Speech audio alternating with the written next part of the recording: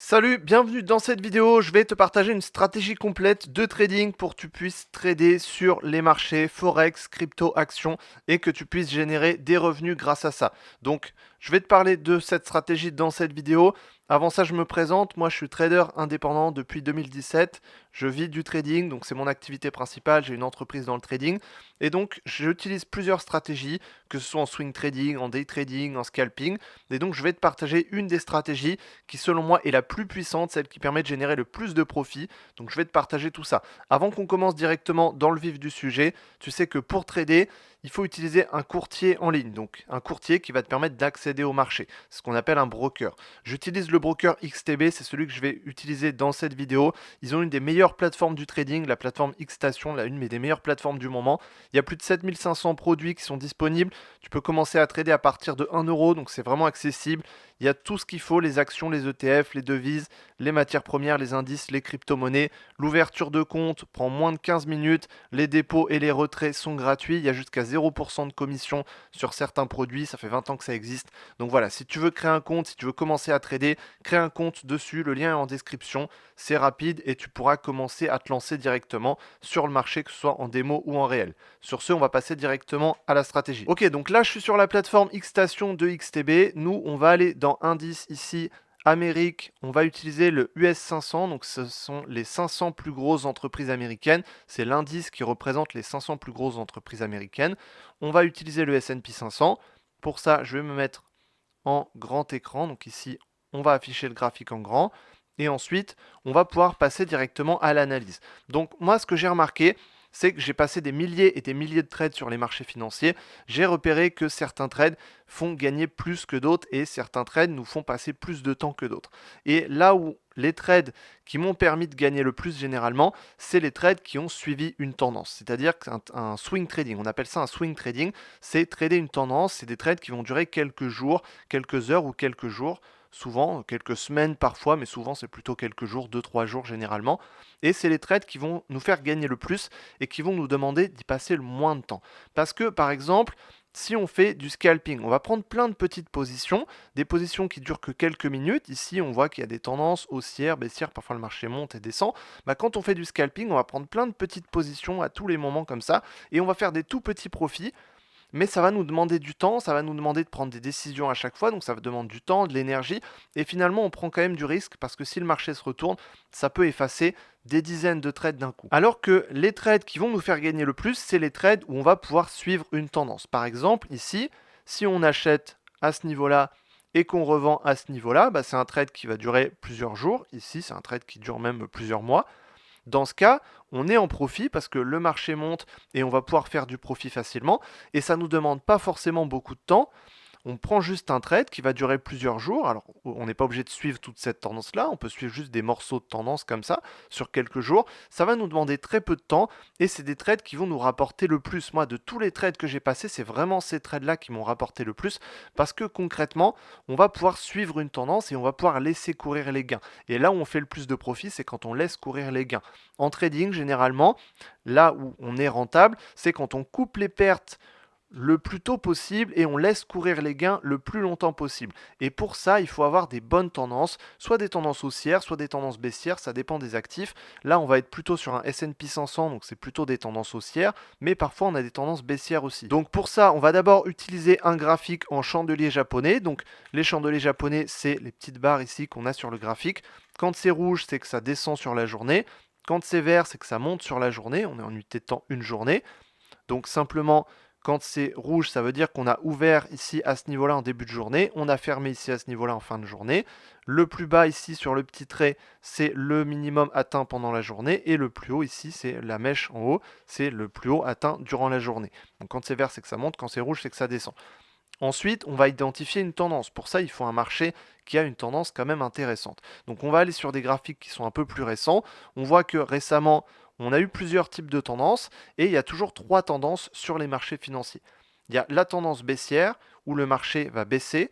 On a ce qu'on appelle des plus hauts de plus en plus bas. Ici, on a un plus haut de marché. Le plus haut ici, on a une vague baissière. Là, ça remonte un petit peu. Donc on a un plus haut ici. Et on voit qu'on a deux plus hauts qui sont orientés plutôt vers le bas. Donc quand on a des plus hauts de plus en plus bas, on a une tendance plutôt baissière. A l'inverse, quand on a des plus bas de plus en plus haut, Là, on a un plus bas ici, un plus bas ici, un plus bas ici. On a des plus bas qui sont de plus en plus hauts. Du coup, on a une tendance haussière et donc le marché monte à ce niveau-là. Donc il a plutôt une tendance haussière, le marché monte. Donc on a toujours trois tendances, soit une tendance baissière, soit une tendance haussière, comme ici, soit on peut avoir des tendances neutres où le marché n'évolue pas beaucoup, comme ici par exemple. On a un range, donc c'est ce qu'on appelle un range, un rectangle. Le marché évolue juste entre deux bornes et il fait juste des allers-retours entre ces deux bornes. Généralement, c'est plutôt des phases d'attente.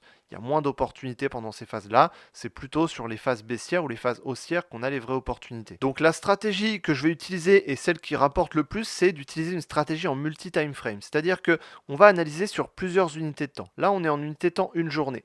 On va déjà détecter la tendance. Quand on est sur des grandes unités de temps, comme ça, une journée, si on regarde ici, on a une journée, 4 heures, 1 heure, on est plutôt sur des grandes unités de temps, donc on va plutôt repérer la tendance, voir quelle est la tendance pour pouvoir se glisser dans la tendance et tirer profit d'une tendance. Ensuite, on va aller sur des moyennes unités de temps, plutôt par exemple du 1 heure, où dans cette unité de temps, on va essayer de définir une zone de travail pour tracer ses graphiques, tracer son analyse technique, et ensuite sur des plus petites unités de temps, 5 minutes, 1 minute, au lieu de faire juste du scalping sur ces unités de temps, on va essayer d'entrer avec précision sur le marché, entrer à un niveau précis pour entrer au meilleur moment, détecter le meilleur moment et ensuite laisser courir le trade sur plusieurs jours. Donc en premier, l'étape 1, c'est d'analyser la tendance sur le long terme. Donc là, pour ça, on est en unité de temps une journée. Comme on l'a vu, tendance baissière ici, à partir d'ici, le marché repart à la hausse. Si on veut même être plus précis ici, voilà, on a même un niveau de résistance ici qui est franchi. Et donc là, on a une cassure haussière, le marché part à la hausse. Donc là, on a une vraie tendance haussière sur le marché. De long terme, on a une tendance haussière, donc sur le très long terme, de toute façon, voilà, sur des années, ça a plutôt tendance à monter. Mais là, depuis quelques mois, on a une vraie tendance haussière. Et depuis quelques jours, on a une cassure haussière, donc le marché part à la hausse. Donc, on repère que dans les grandes unités de temps, on a une tendance haussière. Ça veut dire qu'on va plutôt privilégier les trades à la hausse. Si on passe maintenant sur du 4 heures, on a un peu plus de détails. On a plus de détails sur la tendance baissière qui était justement ici. On voit que ici, ça a stagné un petit peu, puis ensuite, c'est reparti. On construit une tendance haussière petit à petit. Parfois, il y a des périodes où ça stagne un peu, comme ici.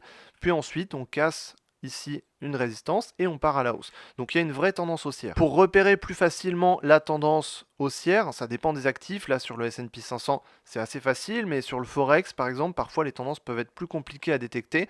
On peut ajouter un indicateur. On va sur F2X ici et on peut ajouter ici une moyenne mobile. Je peux ajouter une moyenne mobile de 200 périodes. Ça va faire une moyenne des 200 dernières bougies et ça va nous donner une courbe. Quand la courbe est haussière, donc part vers le haut, ça veut dire que c'est haussier. Quand la courbe est baissière, ça veut dire que ça part vers le bas, c'est plutôt baissier. Et quand ça stagne, c'est plutôt assez plat comme ici. Donc voilà, ça nous aide simplement à trouver la tendance. Quand le prix est au-dessus de la courbe, ça veut dire qu'on est en tendance haussière. Quand le prix est en dessous, ça veut dire qu'on est plutôt baissier. On le voit clairement ici. On était sous la courbe, ici baissier. Là, on est au-dessus de la courbe. On repart sur une tendance haussière. Donc ces croisements, c'est aussi des opportunités qu'on peut détecter, des confirmations en plus, on va y revenir. Donc sur les grandes unités de temps, c'est assez simple, on détecte la tendance. Ensuite, on va passer sur des unités de temps un peu plus courtes. On va aller sur du 1 heure. Sur du 1 heure, cette fois-ci, on va faire nos tracés, c'est-à-dire qu'on va faire notre analyse technique de manière beaucoup plus poussée.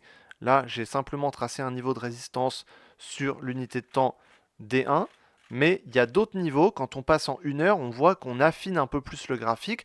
La période tout à l'heure où j'ai dit que ça avait un petit peu stagné, bah là, on la voit beaucoup plus en détail, ça a stagné. Alors c'est la même durée, mais on a beaucoup plus de chandeliers. Donc ça va nous aider pour faire l'analyse et ensuite pour rentrer avec précision. Donc pour qu'on ait un peu plus de précision, j'ai tracé les niveaux qui sont les plus intéressants par rapport au prix actuel. Donc celui-là, c'est celui que j'avais tracé tout à l'heure. J'ai ajouté ce niveau de support. Alors ici, on voit qu'on a eu là justement la période de stagnation. C'était un niveau de résistance, c'est-à-dire qu'une résistance est au-dessus du prix. C'est un niveau sur lequel le prix va ralentir, va rebondir. Donc là, on a eu un niveau, le prix a ralenti plusieurs fois ici, une fois ici, une fois ici. Là, il a cassé très nettement. Donc quand c'est net comme ça valide le niveau de résistance. Pareil pour les supports, c'est en dessous du prix. Donc quand le prix passe au-dessus, ça devient un niveau de support. Donc là, on a ce niveau de support. Ça, c'était une résistance, on le voit ici, c'était une résistance à ce niveau-là, à ce moment-là. Et ensuite, c'est devenu un niveau de support. Donc là, on est sur ce niveau de support, on est même un peu au-dessus. Et ensuite, j'ai tracé une droite de tendance. On a plusieurs creux qui sont alignés. Et pour matérialiser plus facilement une tendance, parfois on a des creux qui sont alignés. Quand on a plus de 3 creux alignés, on peut tracer une droite de tendance et ça nous donne justement un niveau sur lequel le prix peut rebondir. C'est comme un niveau de support et de résistance, sauf qu'il va être oblique. Et donc généralement, on a des bonnes opportunités quand on est le long d'une droite de tendance. Soit le prix ralentit et rebondit sur la droite et repart à la hausse, comme on a eu ici, soit le prix teste la droite de tendance, casse la droite de tendance et dans ce cas part plutôt à la baisse. C'est ce qu'on appelle une cassure. Donc on a soit un rebond, soit une cassure, que ce soit sur une droite de tendance ou sur un niveau de support et de résistance. Donc là par exemple on a la tendance haussière qui avait bien démarré, donc quand on était à ce niveau-là, le long de cette droite de tendance, on avait une bonne opportunité pour rentrer. On aurait pu entrer avec précision ensuite sur des plus petites unités de temps. En tout cas ici on avait une bonne opportunité pour rentrer. Ensuite ça a cassé ce niveau de résistance, donc là potentiellement toujours une opportunité parce que le prix continue à partir à la hausse. Ça ralentit un petit peu, on casse à nouveau un niveau de résistance que j'ai tracé justement par rapport au prix passé, qui est le plus haut historique. Donc là on est sur des plus hauts historiques.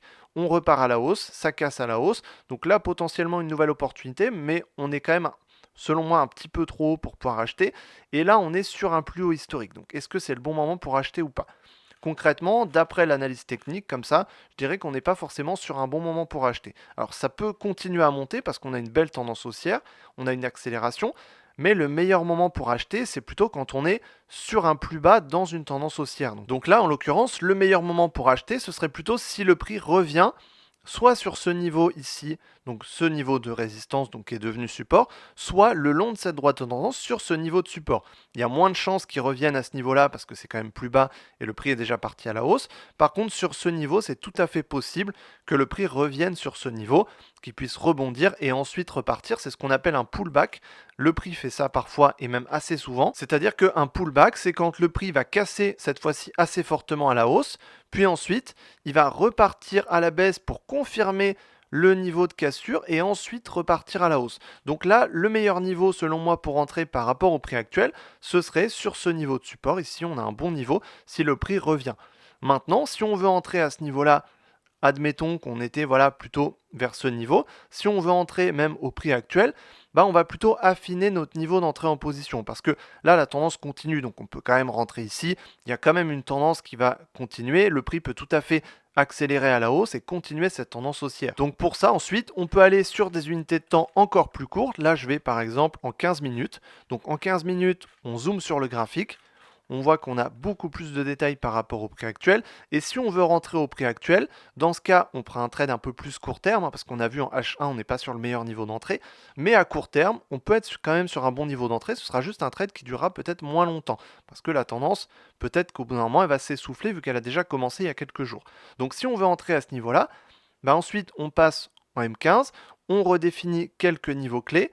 Par exemple, ici, un niveau de support, on a un niveau de support très récent ici, 6200. Donc ce niveau est important parce qu'on rebondit une fois dessus ici. Et ici, c'était un niveau de résistance. On est venu rebondir une fois dessus, une fois dessus. Là, on l'a cassé. Ensuite, on stagne un petit peu. On revient marquer un pullback comme j'ai dit tout à l'heure. Et ensuite, on repart à la hausse. Donc là, si on veut entrer avec précision, en M15, le niveau d'entrée, ce serait le long de ce niveau de résistance. Donc ce niveau de résistance qui est devenu support. Ici, à partir de ce moment-là, on pouvait le tracer puisqu'on avait déjà les deux niveaux ici, donc les deux sommets, on pouvait le tracer. Et ensuite, sur le pullback à ce moment-là, bien sûr, quand le prix arrive sur un niveau de support, il y a des chances qu'il le casse, il y a des chances qu'il rebondisse. Il faut savoir que 70% du temps, le prix rebondit sur un niveau de résistance. Donc si on veut mettre les probabilités de notre côté, on traite plutôt le rebond et le ralentissement sur un niveau. Là, il arrive sur le niveau, il rebondit et il repart à la hausse. Donc là, si on veut entrer avec précision, on entrerait à ce niveau-là sur cette unité de temps. Bien sûr, on privilégie toujours les achats parce que la tendance, comme on l'a vu tout à l'heure, en D1, en H4, en H1, c'est plutôt haussier. Et ensuite, je peux passer en 5 minutes, on a encore plus de détails.